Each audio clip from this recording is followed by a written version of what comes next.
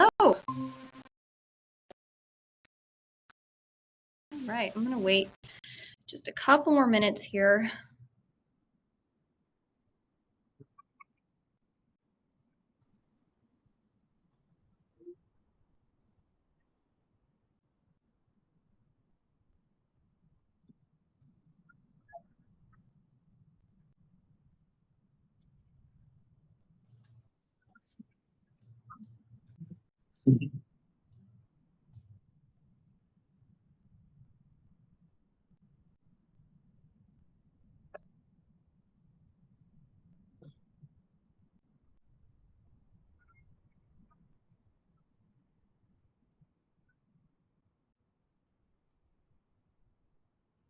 Okay, just one more second here before I get started.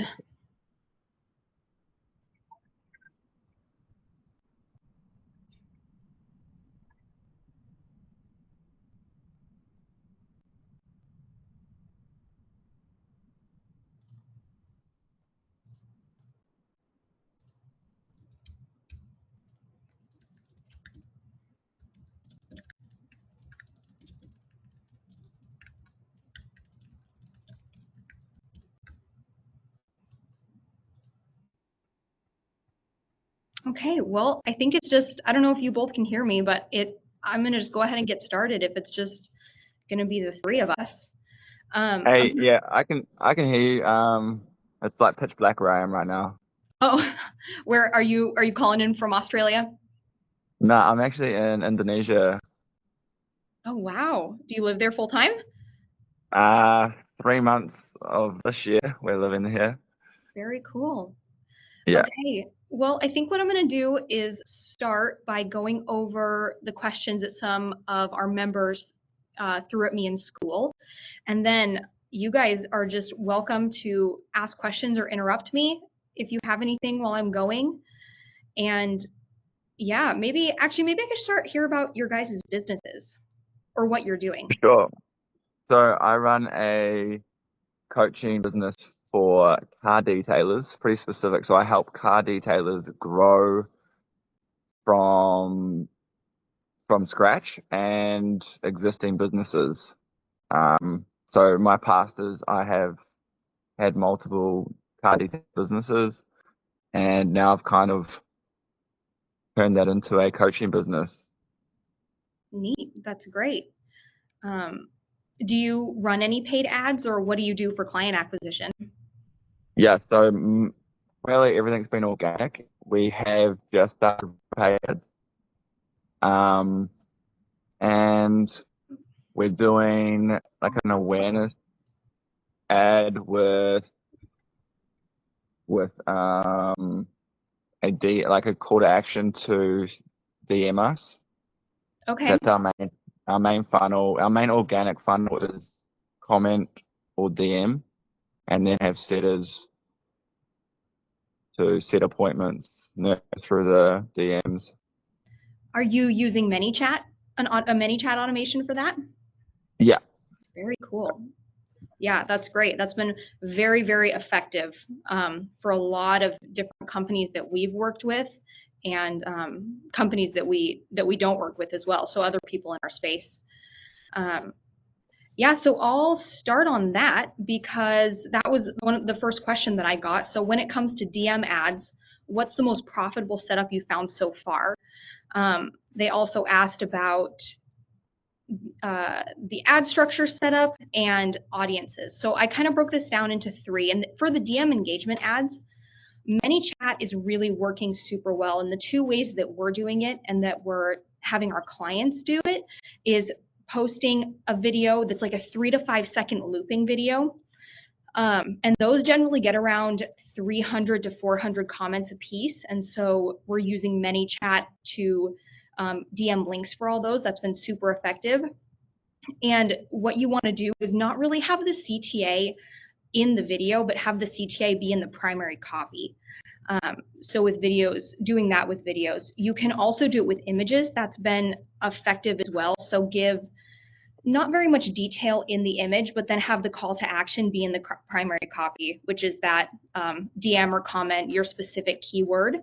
That's been super effective for low ticket courses. We've seen it be really effective, and more like low ticket e-com products as well. As far as the structure of campaigns, so 2023, 2024, Meta rolled out all of their new Advantage Plus tools, their Advantage Plus shopping campaign, their Advantage Plus audience.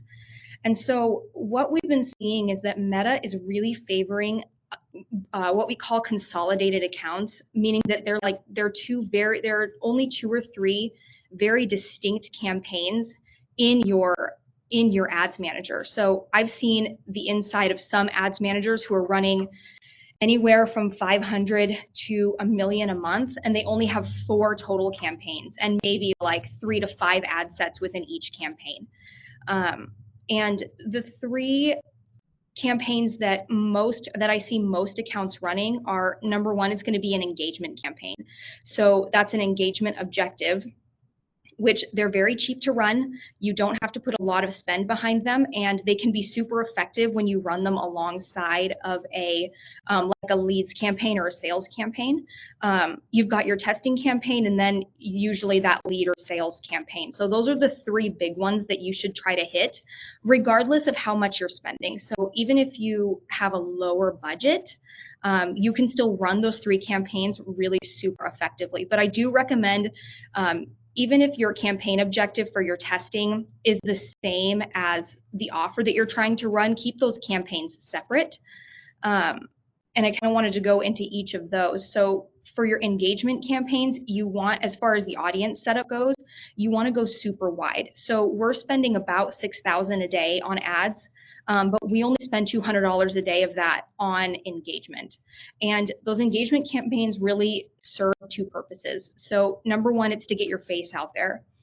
If you don't have a big organic audience, the chances are when you start running ads, no one is going to know you. So unless you have millions and millions of followers, you start putting your ads out there, people see them, and you don't already have a high degree of trust. And unless your ads are super, super good and you make incredible content, you know how to make good content, you're going to be at a disadvantage. So engagement campaigns are cheap. It gets your face out there, and it also gives Facebook data on who is responding to your content and ads. So who's watching stuff, who's engaging with your ads, who's commenting, who's watching for more than 15 seconds. And that's all really super valuable data that Facebook gathers that you can get for really, really cheap. And once someone engages with that ad, just in an engagement campaign, Facebook will start to hit them with more of your ads. And then for your leads or your sales campaign, the bulk of your spending should go here. So these are going to be on your conversions, where you're trying to convert people. But you only really want to run ads in these types of campaigns that are real winners, because leads campaigns, and sales campaigns are expensive. So Facebook is going to run these campaigns to people who they think are going to convert for your particular offer. So only run real winners in these campaigns. And winners mean they hit all of your KPIs on a broad audience. Does anyone have any questions so far? Yeah, so we're running an engagement campaign and optimizing it for messaging conversations. Mm-hmm. And we've only just started running it in the last week, so we don't really have enough data as just yet, but we're getting about $12 messaging conversations started. Okay. And yeah. So I would call that, so $12. So it's a $12 per person that you're getting into the DMs and starting a conversation with ManyChat. Yeah. I would say that's pretty decent. I would compare that to a lead, and leads generally I don't know what the price point of your offer is. If you'd be willing to share. $3K. Well, yeah. It's 4,000 USD now. Okay. I would say that's really good. So anywhere for you, I would say a good KPI for that would be anywhere between $10 and $20. That's generally what a lead would cost. So to get their opt-in information, email, phone number, I would say you're right in the money for that. So great job on that. Okay, good to know. We've only booked like two calls booked so far, and it's been about 400. So I think that's okay as well.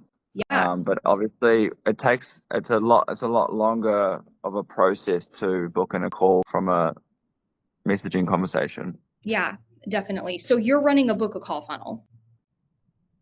I mean, like we have setters in the DMs financially qualifying the leads and then sending a booking link in the DM. Okay, that's great. So right now, in particular in the US, in the summertime, ads get super expensive. People are getting outside, their kids are out of school, etc. And so all of that seasonality really affects your ads. $200 cost per call right now is pretty typical for what I'm seeing. Some people have a lot more. We're at a little bit under $200 right now. So it is more. I don't know where you're targeting your ads, but summertime generally tends to be more expensive across the board. Okay, good to know. Yeah, US, Canada, Australia, New Zealand. Yeah. US and Canada will definitely be more expensive right now. Yeah. Yeah. That's interesting. It fluctuates like that. That's cool. Cool to It know. does. Yeah, people just tend to be busier in the summer, especially in the US. Kids out of school, weddings, people just being outside. So ads get more expensive, especially for if you're a B2B offer. So any kind of B2B offer is going to be more expensive in the summer. Yeah. And what you said, you said run 2 campaigns. I mean, obviously we're just starting with an ad campaign. Would you just recommend just focus on engagement right now and dial that in and try to get that profitable before setting up another campaign? Well, I'm talking about different specific campaign objectives. So an engagement campaign is going to be different from like a leads campaign. So if you're running an engagement objective campaign and you're seeing conversions on that, I would say just leave that as is. But generally, if you're looking for leads, calls, booked calls, I would start another campaign. And when you start it, you'll be able to see all of the objectives. I would select leads as your objective because what engagement does is engagement campaigns just push out. Basically, you're asking Facebook not to do anything else but push traffic and push your ads to people that they think will get in your DMs or that they'll click on the link. If you want to test, if that's working for you, keep running it. But if you want to test, I would start a leads campaign because Facebook it might be a little bit more expensive, but Facebook is going to push those ads to people that they think will convert on your offer. So when you run a leads campaign or a sales campaign, it's generally more expensive than engagement, but your lead quality might be better. Yeah, it's amazing how Facebook just understands all this now. Yeah. Yep. They do. Yeah. All right, cool. Thanks for that. Of course. Yeah. Interrupt me with any more questions. Oh, yeah, Ryan, you have your hand raised. Go ahead. There's not that many of us in there, so you can just go ahead and speak up. Yeah, I appreciate it. You said that you guys run 3 campaigns: testing, leads or sales, and engagement. Is the testing campaign testing ads for leads and sales to roll into the winning leads and sales campaign? Yeah, great question. That's exactly what it's for. So we run our testing campaign and like our big conversions campaign. Those are the same campaign objectives. So I run lead objectives on both of those. But the big difference between those 2 campaigns is who I'm sending the ads out to.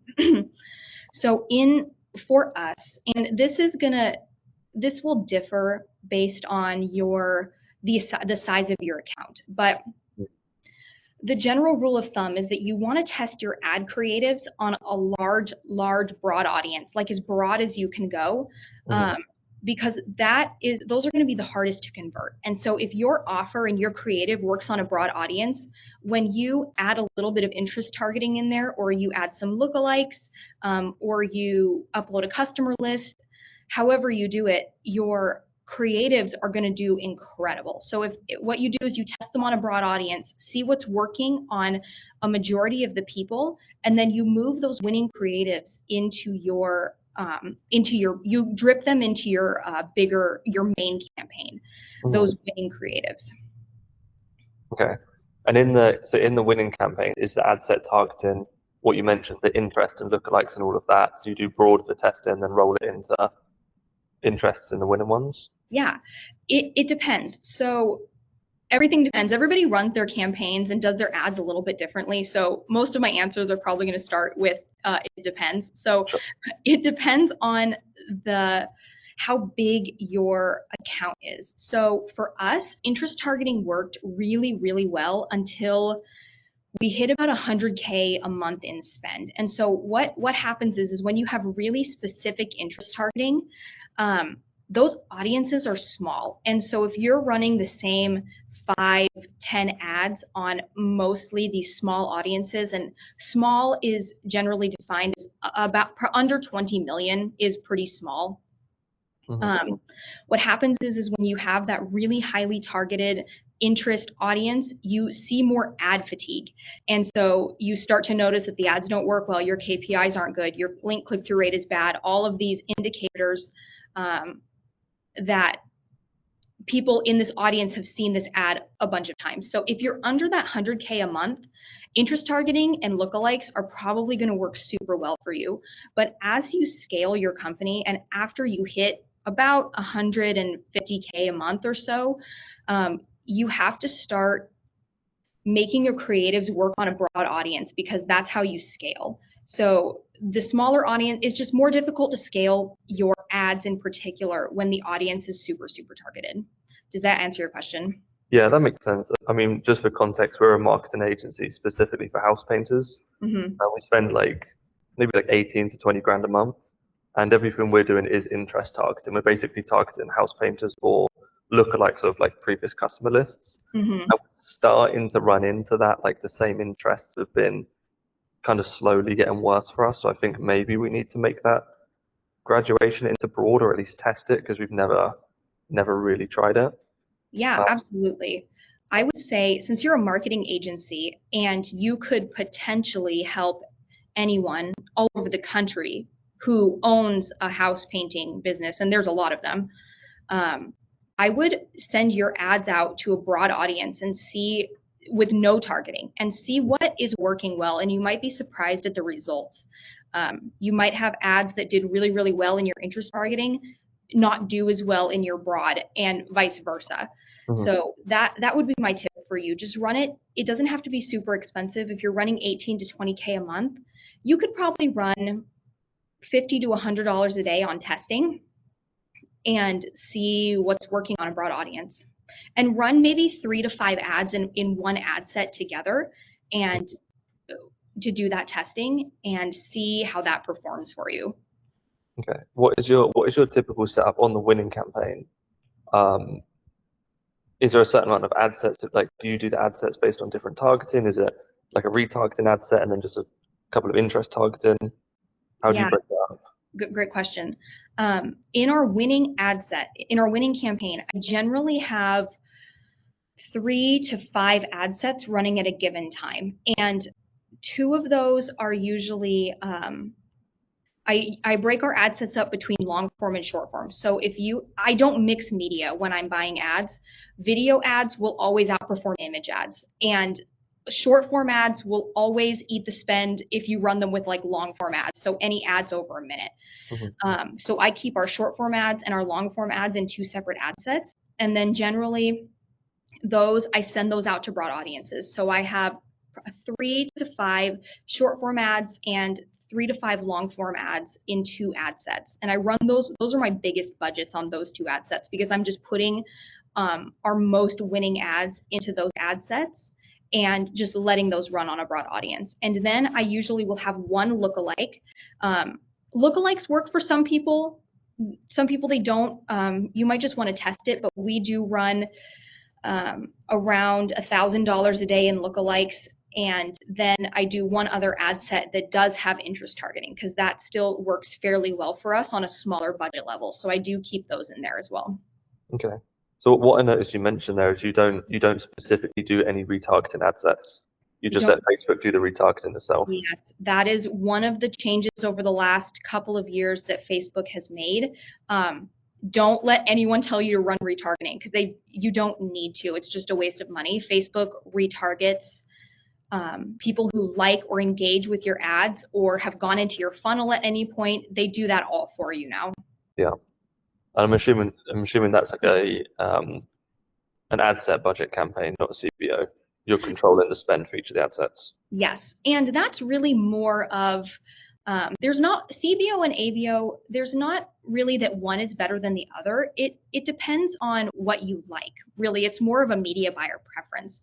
I prefer ABO because it just gives me a little bit more control over each individual ad set.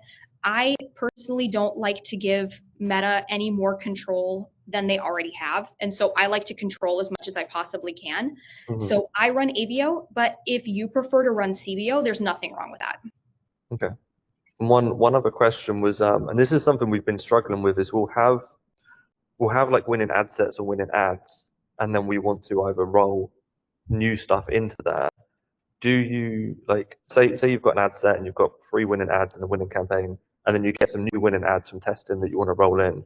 Do you just go and straight take those ads and then drop them into the current winning ad set, or do you duplicate the ad set and then restart it brand new? Because I know sometimes if you chuck new ads into a current running ad set, some people say it throws it into the mix and then it kind of resets all the optimization. Oh, for me, the way that we do it, because I have tried both ways and they have each yielded different results at different times. So sometimes if I try to throw a new ad in with an ad that's winning, the new ad just won't get any spend and Facebook will just kill it. And it'll continue to funnel all of that ad spend to the ad that it thinks is going to perform the best for you. So if that is happening, sometimes I will kill the ads that aren't getting any spend and put those into their own ad set. Or if I can tell that the new ad that I put into the ad set is getting no spend, but the ad that Facebook is choosing is getting all the ad spend, but I can see in the metrics that the results are actually worse. Sometimes I'll kill the ad that Facebook thinks is gonna perform well. Did I explain myself clearly enough? Somewhat. So you will put the test ad into the new campaign and see if it spends. If it doesn't, then you might kill it. And if it doesn't spend, but there's still a winning ad, you'll roll it into its new ad set to test, forcing it in its own ad set. Yeah, so I just like to see where sometimes Facebook is not good at picking winning ads. And so if I see that Facebook is funneling all of the ad spend to one ad in a single ad set, but that the other ads in that ad set actually have better metrics, their link click-through rate is better, their CTR is better, all of those look better, I will kill the ad that's eating up all of the ad spend and force Facebook to reallocate budget in that ad set to the ads that look like they're going to perform better. Sometimes I will throw those new test ones into a different ad set if the winning ad in that ad set is still performing really well. Sometimes I don't want to mess with it, and so I will put those in a new ad set.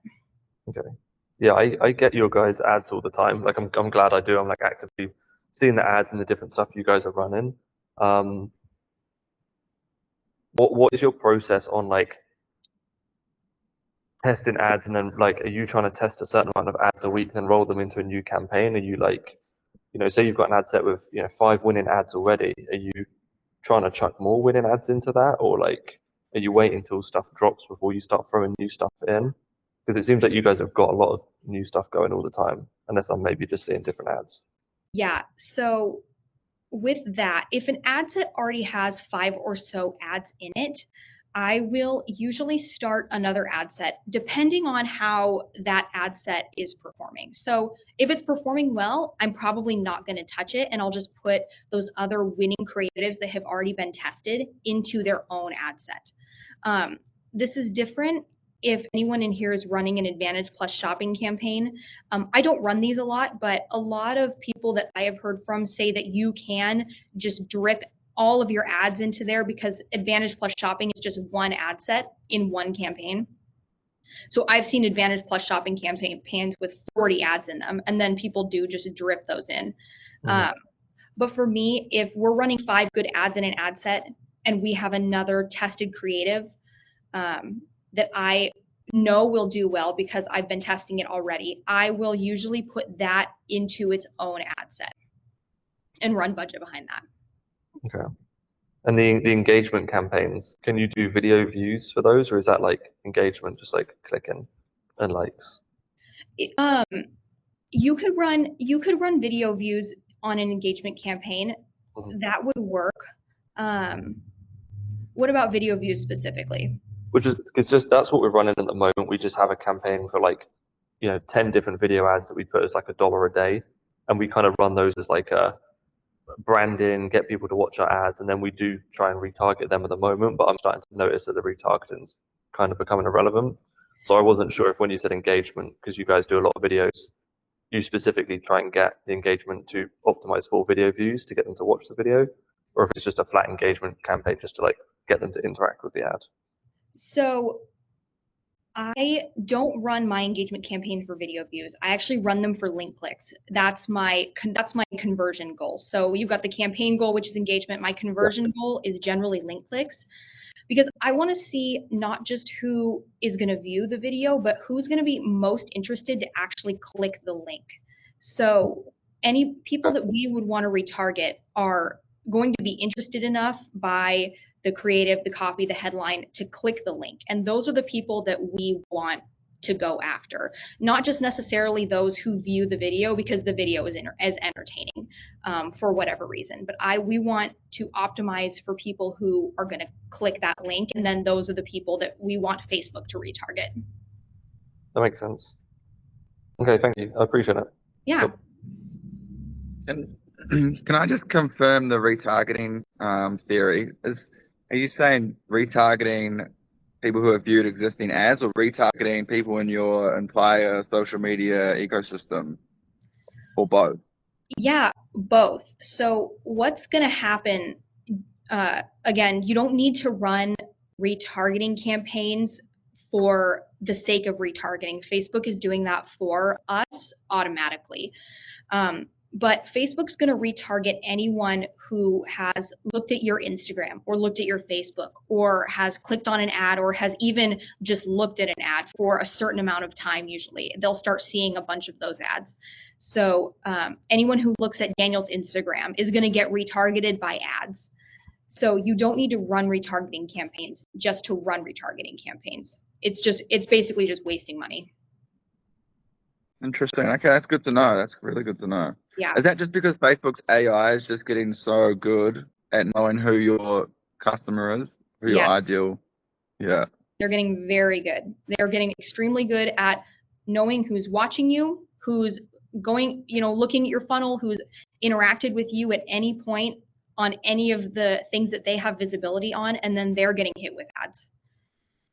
Okay, I got a question about conversion API. So we send all of our data to Go High Level, but for this new engagement campaign, we haven't set up conversion API exactly. I'm not like 100% skilled on the topic, but do you still track with conversion API, or is it all done? Yeah, like can you know what I'm saying at all? Yeah, Conversions API is very techy. So we do have Conversions API set up. We run it alongside of our Pixel. There is a risk of having, especially since you're running to a book a call to a call funnel, there's risk of having issues with deduplication and all that kind of stuff if it's not set up right. But if it is set up right, there's a lot of really good data that's better than the Pixel data that can get fed back to Facebook with Conversions API. Yeah. I've run Conversion API in the past with different ad campaigns, but with this one, we don't even have a Pixel set up. It's just all going to the DMs. Yeah, that's probably. Can I ask, with the retargeting that you were talking about before and the fact that you don't need to do that anymore, does that then also impact the lookalike audiences too that you might use if you're trying to target lookalikes of people who are viewing things or coming to your social media pages and all that kind of stuff? Yeah, that's a super good question.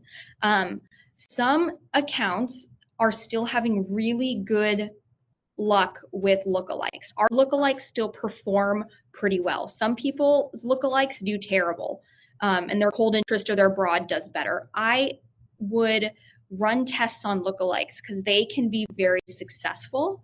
But also, if they don't work for you, don't take that as a bad sign, because Facebook is doing all of that retargeting for you. So lookalikes is really depends on your offer, depends on your account, how much you're spending. But I think that giving lookalikes a chance, testing them out, is a really good thing to at least test.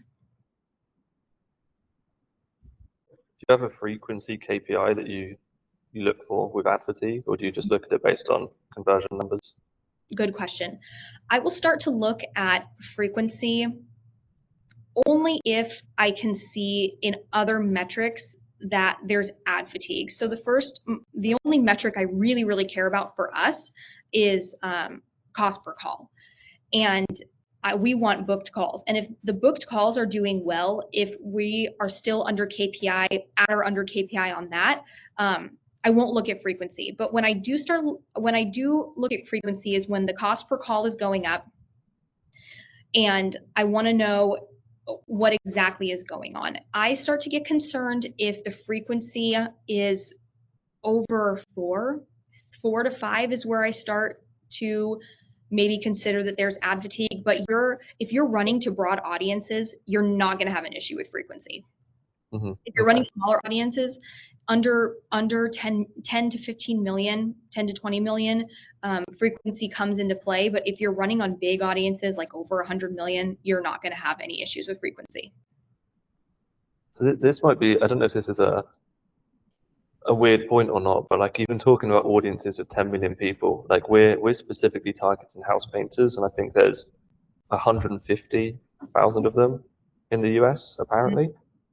So should I even care too much about broad audiences that have 10 million people, knowing that there's only 150,000 painters?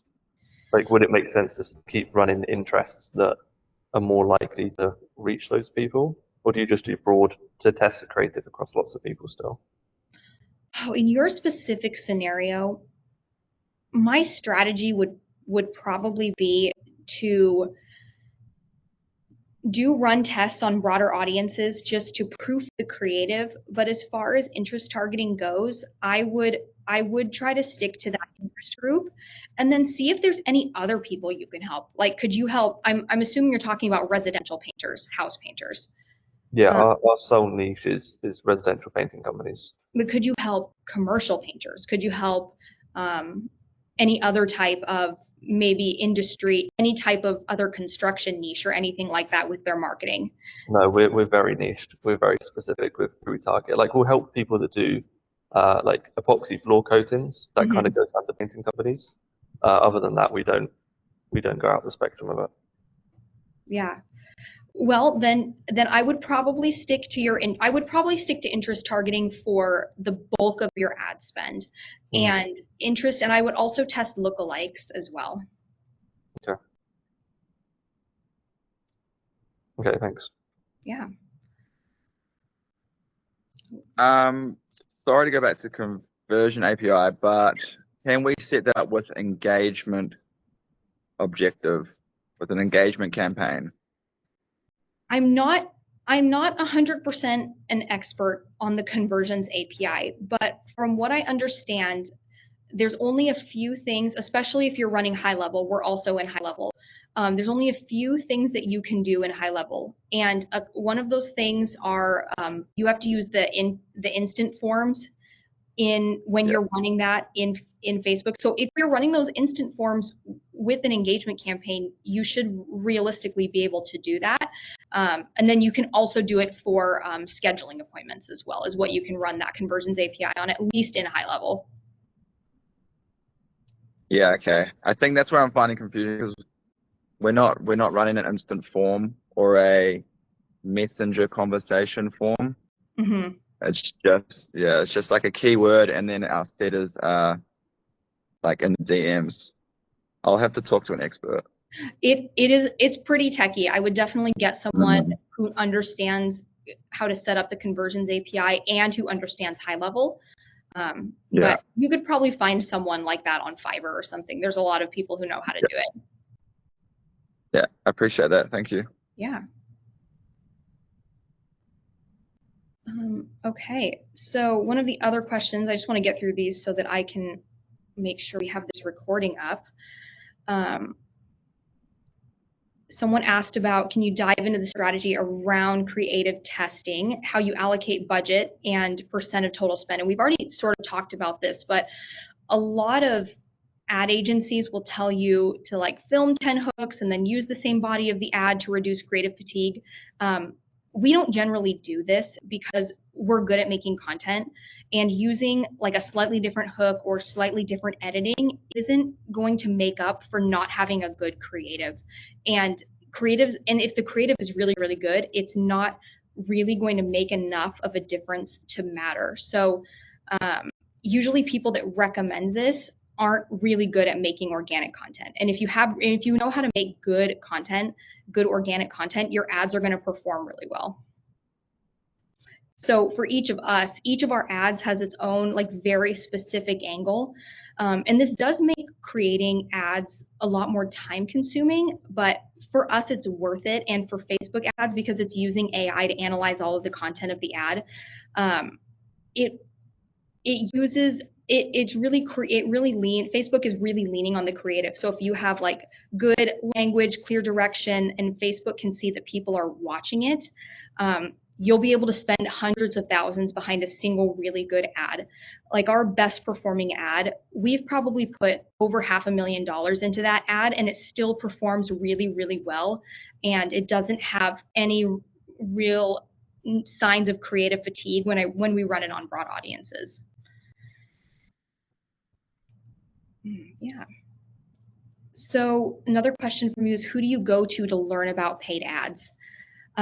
I had a little bit of a different path when learning paid ads. I had to learn really, really fast because of how quickly our company scaled. So I paid an agency to help me learn how to run ads. And so I ran ads along them. I ran our ads and they helped me and taught me how to run ads. But if I had to start all over again and had more time, I would definitely start running ads at a low budget and really learn how to pay attention to metrics. And then alongside that, do a lot of learning. There's so much great free education on YouTube. And some of my favorites are probably Alex Becker, CEO of Hyros. He was putting out a lot of really great content on Facebook ads 2 to 3 years ago. A lot of it is still super relevant, and it's the only reason that Hyros exists. So he really knows a lot about ads, and his Facebook or his YouTube content is really, really good on Facebook ads. There's also a girl named Dara Denny. She's probably spent over $100 million on e-com ads, and she has really great free stuff on YouTube. She also has a paid course, which is really, really good. I would highly recommend it. And she is very, very knowledgeable on paid ads. Also, I use Reddit a lot as well. So I look at Reddit. The Facebook ads community on there is really great. It's super active. People give away a lot of their insider secrets and what they do on their campaigns on Reddit.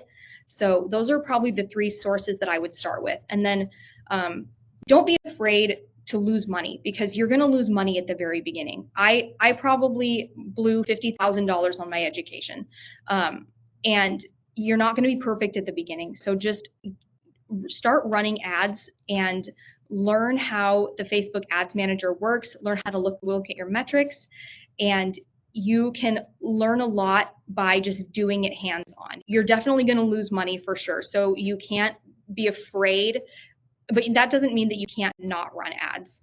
So just run at a low budget, try to minimize your losses, but also keep it hands-on so that you can learn at the same time. And I think the last question was, what are your SOPs when building new campaigns and the structure of your testing campaigns? So our SOPs that we use inside of Viral Coach are really simple. We have a few sheets to integrate with our third-party tracking software. We use Hyros that helps us determine basically the efficiency of our ads and see what's performing well.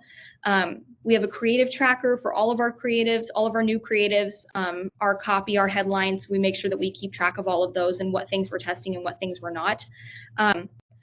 But our step-by-step guides are pretty minimal because our campaign setups are super minimal. The most complex part of our entire ad buying system is testing our creatives and copy and headline.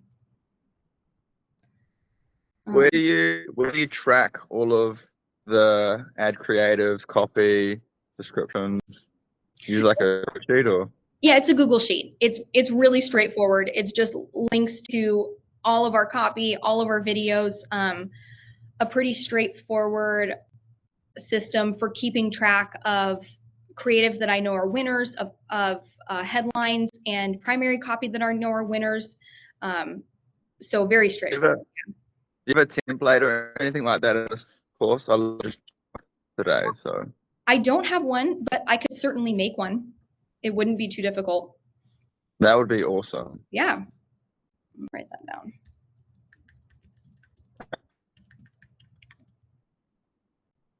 Yeah, are there any other questions?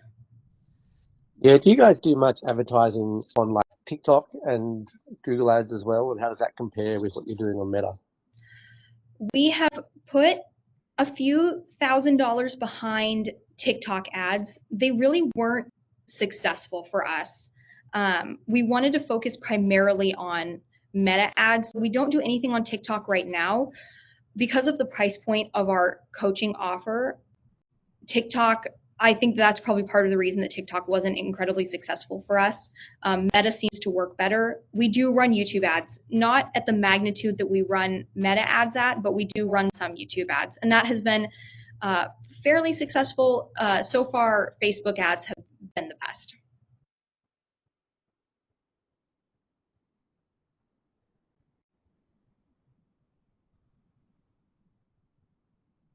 Yeah, is there anything else? Any other questions? Okay, well, I hope this was valuable for you guys. I'll post the recording to this in the group coaching calls, and then I do have some notes that I took on all of the questions that I'll post in there as well. Thanks, Noel. Appreciate your time. Bye-bye. Yeah, Aaron, let me know if you have any more questions. Yes, bye.